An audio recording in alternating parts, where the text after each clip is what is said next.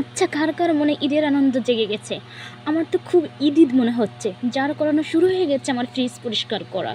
ফ্রিজটা খুবই নোংরা হয়েছিল, আজ পরিষ্কার করলাম।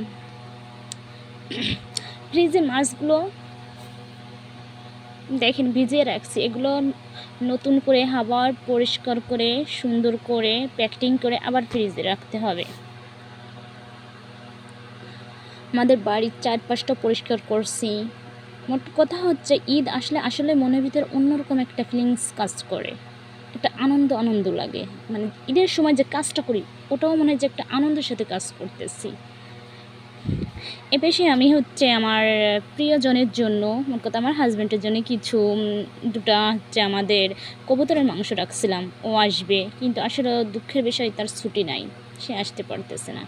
তখন কি করব, এগুলো আবার নতুন করে পিস করে করে ফ্রিজে রাখতে হবে। তো এগুলো হচ্ছে আমি কুটে ধুয়ে পরিষ্কার করে আবার ফ্রিজে রেখে দেবে, সে যখন আসবে ঠিক তখনই খাবে। আমার মতন কে কে হাজব্যান্ডের জন্য এত শখ করে সব কিছু রেখে দেন? দেখেন, দুটো কবুতরে অনেকটা মাংস হয়েছে। আমাদের কবুতরগুলো অনেক বড় বড় হয়।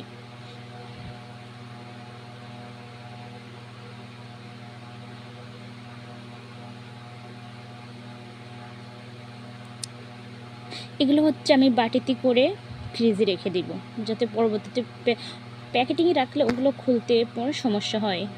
এবার সে আবার হচ্ছে আমাদের পুকুরে মাগুর মাছ হয়েছিল। তা এক একটা মাগুর প্রায় 2 কেজি 3 কেজি এরকম। এপাশে দেখেন এই মাছটা হচ্ছে আপনার 500 গ্রাম ছিল, আধা কেজি। হাজব্যান্ডের জন্য রেখেছিলাম, কিন্তু দুঃখের বিষয় তার ছুটি নেই, সে আসতেও পারে নাই, যার কারণে মাছটা শুকাইতে শুকাইতে এখন মনে হয় 1 পো হয়ে গেছে। এদিকে দেখেন ঘরটা আজকে খুব পরিষ্কার করছি, খুব সুন্দর করে ক্লিন করছি।